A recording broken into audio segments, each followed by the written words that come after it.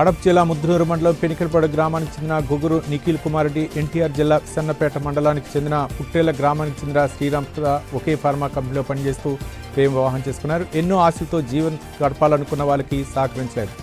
సెగాసి pharma రియాక్టర్లో వారు చనిపోయారు. ఎంతో ఆనందంగా గడపాల్సిన వారు హఠాత్తుగా చనిపోవడంతో బంధువులు, కుటుంబీకులు, సన్నిహితులు కలిచివేస్తోందని చెప్పారు.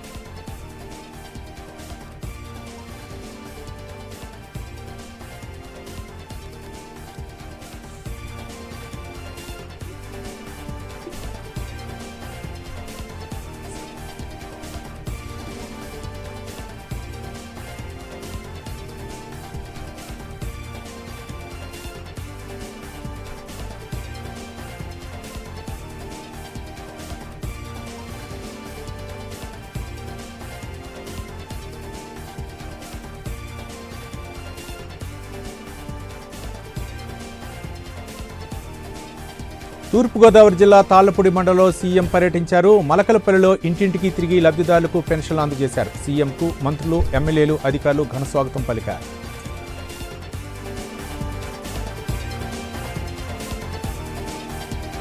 మాజీ ఉపరాష్ట్రపతి వెంకయ్యనాయుడికి సీఎం చంద్రబాబు పుట్టినరోజు శుభాకాంక్షలు తెలిపారు. విద్యార్థి నాయకుడిగా రాజకీయాల్లోకి ప్రవేశించి దేశ అత్యున్నత స్థానానికి చేరిన అరుదైన వ్యక్తి ఆయన అని కొనియాడారు. ప్రజాసేవే పరమావధిగా వెంకయ్యనాయుడు పనిచేశారన్నారు.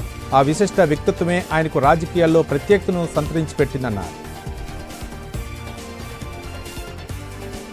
డాక్టర్స్ డే సందర్భంగా వైద్యులకు ఏపీ సీఎం చంద్రబాబు నాయుడు శుభాకాంక్షలు తెలిపారు. వైద్యుల అవిశ్రాంత సేవకు వందనమన్నారు.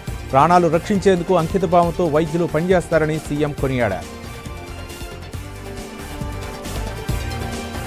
జాతీయ వైద్యుల దినోత్సవం సందర్భంగా వైద్యులకు AP deputy CM Pawan Kalyan హృదయపూర్వక శుభాకాంక్షలు తెలిపారు. క్లిష్టమైన అనారోగ్య సమస్యలతో ఉన్న రోగులకు సైతం పునర్జన్మ ఇచ్చేందుకు వైద్యులు ఆసుపత్రి బల్లలపై చిన్నపాటి యుద్ధమే చేస్తారని అన్నారు.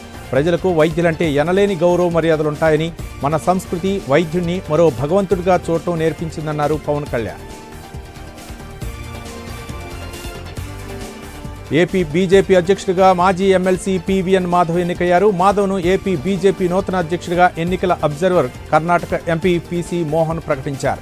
విజయవాడలోని బీజేపీ రాష్ట్ర కార్యాలయంలో ఏపీ బీజేపీ అధ్యక్షుడిగా మాధవ్కు ఎంపీ పాకా సత్యనారాయణ, పీసీ మోహన్ ధృవీకరణ పత్రం అందజేశారు. ఏపీ బీజేపీ అధ్యక్షుడిగా ఎన్నికైన పీవీఎన్ మాధవ్కు తెలంగాణ బీజేపీ అధ్యక్షుడిగా ఎన్నికైన రామచంద్రరావుకు మంత్రి నారా లోకేష్ శుభాకాంక్షలు తెలిపారు. శాసనమండలి సభ్యులుగా పనిచేసిన ఇద్దరు చట్టసభల్లో తమ గళాన్ని బలంగా వినిపించారని కొనియాడారు. ఈ సందర్భంగా ఇద్దరికీ ఎక్స్ వేదిక హృదయపూర్వక అభినందనలు తెలిపారు.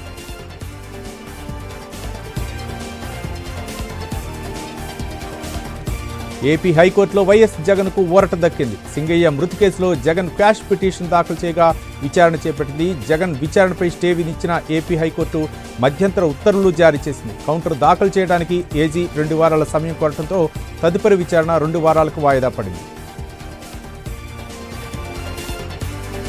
వైఎస్ జగన్ నెల్లూరు పర్యటన ఉత్కంఠంగా మారింది. ఈ నెల 3న మాజీ మంత్రి కాకాని సెంట్రల్ జైల్లో పరామర్శిస్తారని జగన్ వెళ్తుండగా ఆయన పర్యటనకు అడ్డంకులు సృష్టిస్తున్నారని వైసీపీ నేతలు ఆరోపిస్తున్నారు. జైలుకు దగ్గరలో హెలీప్యాడ్ ఏర్పాటు చేసుకోవాలని అధికారులు సూచించగా ఆ ప్రాంతంలో హెలికాప్టర్ దిగేందుకు సరైన వసతి లేదని వైసీపీ నేతలు చెబుతున్నారు. ఏపీ హైకోర్టులో పల్నాడు మాజీ ఎమ్మెల్యే పిన్నెల్లికి ఊరట లభించింది. పల్నాడు జంట హత్య కేసులో ముందస్తు బెయిల్ ఇవ్వాలని పిన్నెల్లి వేసిన పిటిషన్పై విచారణ చేపట్టింది. ప్రస్తుతం పిన్నెల్లిపై ఎటువంటి తొందరపాటు చర్యలు తీసుకోవద్దని పోలీసులకు ఆదేశాలు ఇచ్చింది.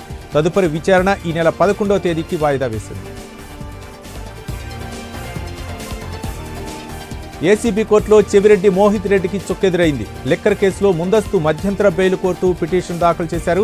దీనిపై విచారణ చేపట్టిన కోర్టు బెయిల్ పిటిషన్ను డిస్మిస్ చేసింది. లిక్కర్ కేసులో విచారణకు హాజరు కావాలని సిట్ అధికారులు నోటీసులు ఇచ్చారు. అనకాపల్లి జిల్లా బీకేపల్లిలో హోంమంత్రి వంగలపూడి అనిత పర్యటించారు. హోంమంత్రి అనితకు గ్రామస్తులు ఘనస్వాగతం పలికారు. ముందుగా గ్రామంలో ఉన్న శ్రీ అభయాంజనేయ స్వామికి ప్రత్యేక పూజలు చేశారు. అనంతరం ఇంటింటికి వెళ్లి పెన్షన్లు అందజేశారు. తర్వాత 26 లక్షల రూపాయల నిధులతో రోడ్డు, కాలువ నిర్మాణ పనులు ప్రారంభించారు వంగలపూడి అనిత. వైసీపీ సానుభూతిపరుడు పంచ ప్రభాకర్పై చర్యలు తీసుకోవాలని కాంగ్రెస్ పార్టీ డిమాండ్ చేసింది. కాంగ్రెస్ పార్టీ రాష్ట్ర అధ్యక్షురాలు వైఎస్ షర్మిలను సోషల్ మీడియా వేదికగా అసభ్య పదజాలంతో దూషిస్తూ పోస్టులు పెడుతున్నట్లు కాంగ్రెస్ అధికార ప్రతినిధి నాగార్జున పోలీసులకు ఫిర్యాదు చేశారు.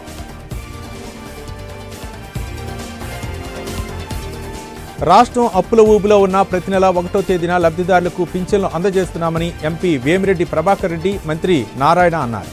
నెల్లూరులోని పలు ప్రాంతాల్లో సామాజిక పెన్షన్లు పంపిణీ చేశారు. గత ప్రభుత్వం రాష్ట్రాన్ని అప్పుల పాలు చేసిందని, అభివృద్ధి పక్కన పెట్టి కక్షపూరిత రాజకీయం చేసిందని నేతలు మండిపడ్డారు.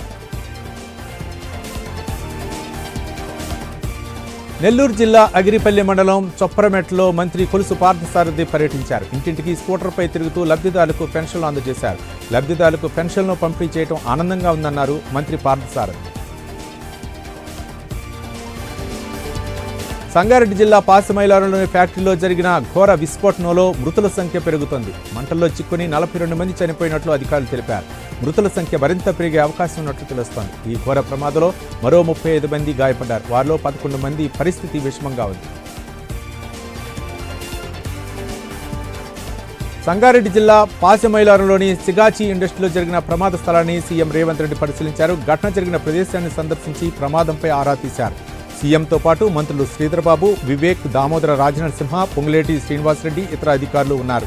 ఈ సందర్భంగా సిగాచి కంపెనీ యాజమాన్యంపై సీఎం రేవంత్ రెడ్డి ఆగ్రహం వ్యక్తం చేశారు. సంగారెడ్డి జిల్లా పాసిమైలారం మృతుల కుటుంబాలకు ₹1 చొప్పున పరిహారం ఇస్తామని సీఎం రేవంత్ రెడ్డి హామీ ఇచ్చారు. కంపెనీ యాజమాన్యంతో మాట్లాడి పరిహారం ఇప్పించాలని అధికారులు ఆదేశించినట్టు చెప్పారు. ఇలాంటి ప్రమాదాలు భవిష్యత్తులో జరగకుండా అన్ని రకాల చర్యలు తీసుకుంటామని సీఎం వెల్లడించారు.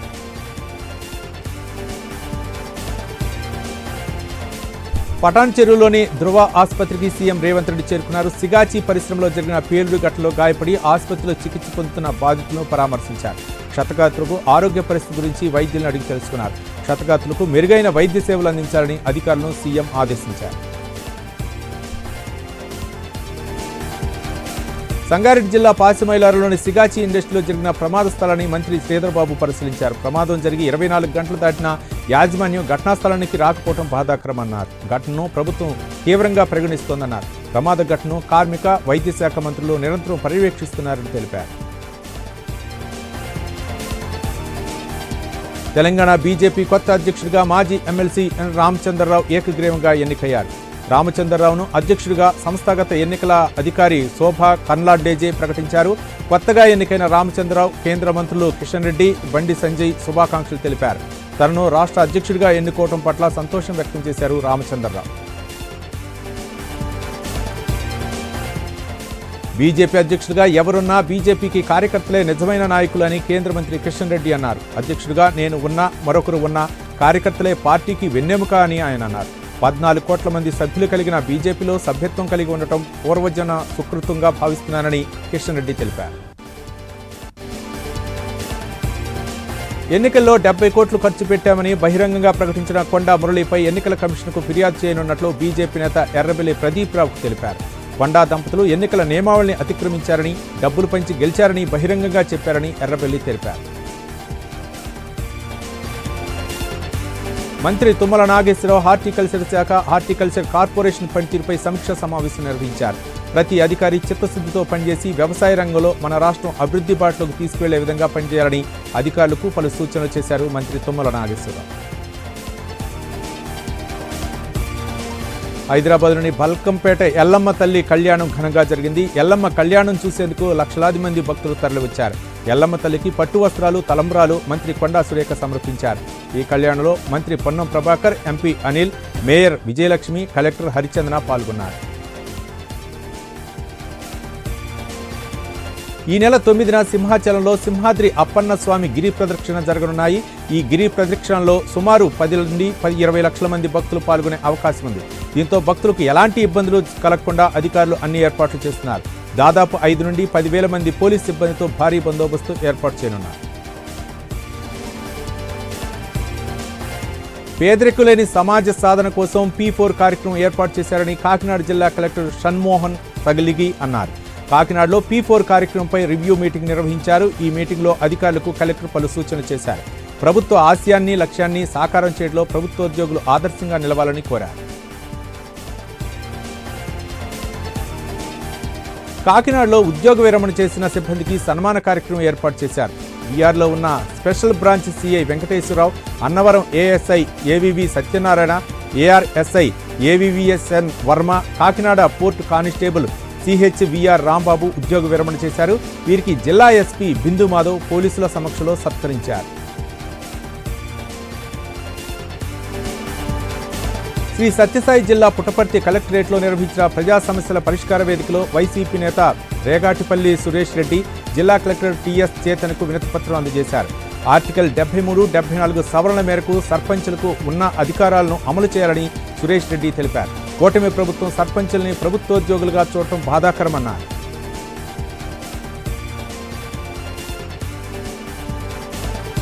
డాక్టర్స్ డే సందర్భంగా తెలంగాణ ప్రభుత్వానికి జూనియర్ డాక్టర్లు లేఖ రాశారు. తెలంగాణ ప్రభుత్వాన్ని జూడాలు అభినందించారు. ప్రభుత్వం తీసుకుంటున్న చర్యలతో మెడికల్ కాలేజీలు, ప్రభుత్వ హాస్పిటల్లో గుణాత్మకమైన మార్పు వచ్చిందని, అందుకు సీఎం రేవంత్ రెడ్డికి, మంత్రి దామోదర రాజనరసింహకు కృతజ్ఞతలు తెలిపారు. పశ్చిమ గోదావరి జిల్లా పాలకొల్లుకు చెందిన 23 ఏళ్ల దంగేటి జాహ్నవి భారతీయ తొలి తెలుగు మహిళగా అంతరిక్షంలోకి అడుగుపెట్టబోతున్నారు. అమెరికాకు చెందిన టైటాన్ స్పేస్ ఇండస్ట్రీస్ చేపట్టిన స్పేస్ మిషన్ కోసం ఆమె ఆస్ట్రోనాట్ క్యాండిడేట్గా ఎంపికయ్యారు. 2029లో జరగబోయే తొలి అంతరిక్ష యాత్రలో 5 గంటల పాటు జాహ్నవి రోదసీలో గడపనున్నారు.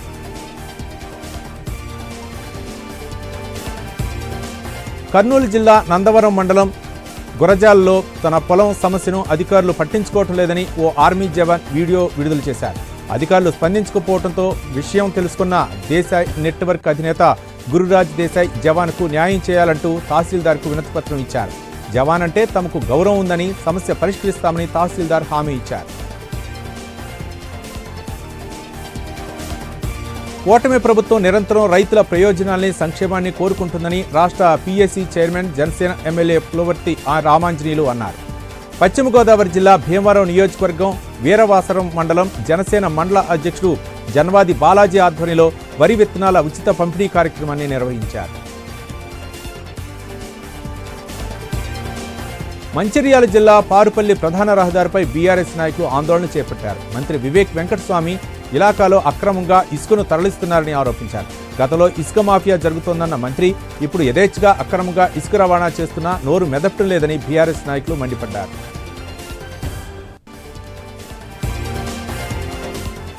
కాంగ్రెస్ ప్రభుత్వం తెలంగాణ ఉద్యమకారులకు ఇచ్చిన హామీలను నెరవేర్చాలని టీజేఎస్ జిల్లా అధ్యక్షుడు డాక్టర్ డోలి సత్యనారాయణ డిమాండ్ చేశారు. మహబూబాబాద్ జిల్లాలో తెలంగాణ ఉద్యమకారుల ఫోరం నేతలు నిరాహార దీక్ష చేపట్టారు. ఈ దీక్షకు టీజేఎస్ జిల్లా అధ్యక్షుడు డాక్టర్ డోలి సత్యనారాయణ సంఘీభావం తెలిపారు. కాకినాడలోని ప్రభుత్వ కాలేజీలు, పాఠశాల శానిటేషన్ వర్కర్స్ యూనియన్ ఆధ్వర్యంలో కార్మికులు ఆందోళన చేశారు. రాజకీయపరమైన వేధింపులు ఆపాలని, అక్రమంగా తొలగించిన కార్మికులను వెంటనే విధుల్లోకి తీసుకోవాలని డిమాండ్ చేశారు. కార్మికులకు ఐడీ కార్డులు, యూనిఫామ్ ఇవ్వాలని కూడా మంజూరు చేయాలని విజ్ఞప్తి చేశారు. అనకాపల్లి జిల్లా కోటపాడు మండలం చౌడువాడలో భారీ మోసం జరిగింది. చిట్టీల పేరుతో 4 కోట్లకు కుచ్చుటోపీ పెట్టి మహిళ పరారైంది. దీంతో పోలీసులకు బాధితులు ఫిర్యాదు చేశారు. ఎంతో కష్టపడి రూపాయి కూడబెట్టి చిట్టీలు కట్టామని, ఇప్పుడు తాము ఎలా బతకాలంటూ సావే గతి అంటూ బాధితులు కన్నీటి పర్యాంతమవుతున్నారు.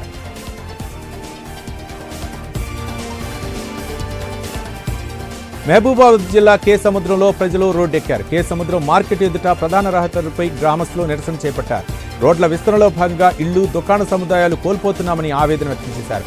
100 ఫీట్లు రోడ్లు వద్దు, 60 ఫీట్లు ముద్దు అంటూ వాపోయారు.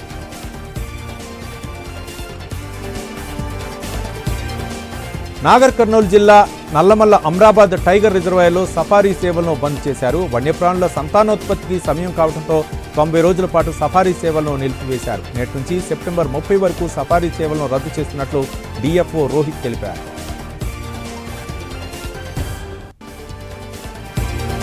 కుమరంభీం ఆసిఫాబాద్ జిల్లాలో దేశీదారు మద్యంను ఎక్సైజ్ అధికారులు పట్టుకున్నారు. మహారాష్ట్ర నుంచి కాగజ్ నగర్ పరిధిలోని వివిధ గ్రామాలకు అక్రమంగా తరలిస్తుండగా అధికారులు పట్టుకున్నారు. వారి వద్ద నుంచి ఒక కారు, 17 కార్టన్ల మద్యం, సుమారు 68,000 రూపాయలను స్వాధీనం చేసుకున్నామని సిఐ తెలిపారు. జగిత్యాల జిల్లాలోని ధర్మంలో ఓ వ్యక్తి సెల్ టవర్ ఎక్కి హల్చల్ చేశారు. కుటుంబ కలహాల నేపథ్యంలో మద్యం మత్తులో గడిపెళ్లి గోపాల్ సెల్ టవర్ ఎక్కాడు. సంఘటనా స్థలానికి చేరుకున్న పోలీసులు కూతురుతో మాట్లాడించి గోపాల్ కిందికి దిగేలా చేశారు.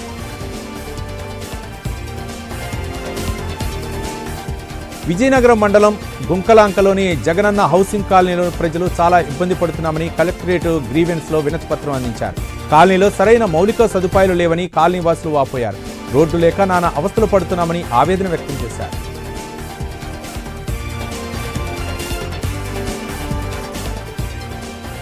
చేపలను వల్లో పట్టడం చూశాం, కానీ పశ్చిమ గోదావరి జిల్లా వాసులు వినూత్న పద్ధతిని ఉపయోగిస్తున్నారు. ప్లాస్టిక్ వాటర్ టిన్నులపై పైభాగం కట్ చేసి దానికి తాడు కట్టి ఆ డబ్బాలో వరిపిండి ముద్దగా చేసి పెడుతున్నారు. ఈ చేపలు పట్టే విధానంతో నరసాపురం మత్స్యకారులు ఔరా అనిపించారు.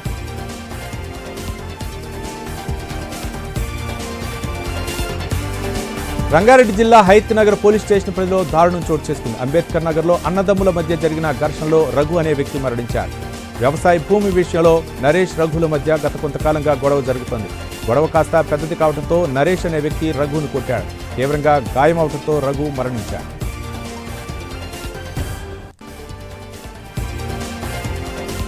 హైదరాబాద్లోని గోపాలపురంలో చోరీ జరిగింది. రోడ్డుపై వేచి ఉన్న ఓ వ్యక్తి నుంచి ముగ్గురు వ్యక్తులు బైక్పై వచ్చి సెల్ ఫోన్ దొంగిలించి పారిపోయారు. నిందితుల నుంచి 2 సెల్ ఫోన్లు, ఒక బైక్ను స్వాధీనం చేసుకున్నామని పోలీసులు తెలిపారు. చోరీకి ప్రయత్నించిన చిలకలగూడకు చెందిన రవితేజ, చెన్నకేశవరావు మెట్టుగూడకు చెందిన ఓ మైనర్ బాలుడిగా గుర్తించారు. తమిళనాడులోని శివకాశిలో ఓ బాణసంచా కర్మాగారంలో పేలుడు జరిగింది. ఈ ప్రమాదంలో 3 మరణించగా 4కి తీవ్ర గాయాలయ్యాయి. క్షతగాతులను సమీప ఆసుపత్రికి తరలించారు. ఘటనా స్థలానికి చేరుకున్న ఫైర్ సిబ్బంది మంటల్ని అదుపు చేస్తున్నారు. పేలుడు దాటికి 4 గదులు నేలమట్టమయ్యాయి. కన్న తల్లినే కడతీర్చాలని చూసిన ఘటన వరంగల్ జిల్లా సంగెం మండలం కుంటపల్లి గ్రామంలో జరిగింది. తనకు డబ్బులు అడిగితే ఇవ్వలేదని కోపంతో ఏకంగా తల్లి వినోద్పైనే కొడుకు సతీష్ పెట్రోల్ పోసి నిప్పండించాడు. నిందితుడు సతీష్ను పోలీసులు అరెస్ట్ చేసి రిమాండ్కు తరలించారు.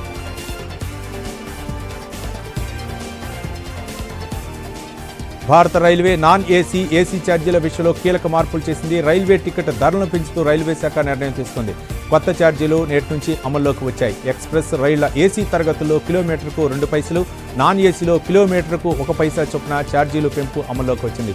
ఇప్పటికే నూతన ఛార్జీల పట్టికను రైల్వే శాఖ విడుదల చేసింది.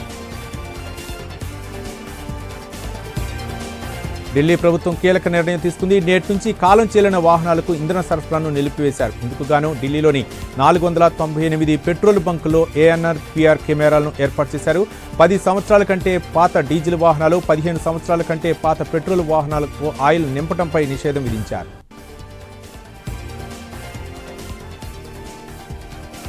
బంగాళాఖాతంలో ఏర్పడిన అల్పపీడనం ఏపీ మొత్తం విస్తరించింది. అల్పపీడన ప్రభావంతో మరో 2-3 రోజుల పాటు వర్షాలు కురుస్తాయని IMD తెలిపింది. అంతేకాకుండా గంటకు 30 నుంచి 40 కిలోమీటర్ల వేగంతో ఈదురుగాలు వీచే అవకాశం ఉందని వాతావరణ శాఖ తెలిపింది. మరోవైపు విశాఖలో రాత్రి నుంచి ఎడతెరిపి లేకుండా వర్షాలు కురుస్తున్నాయి.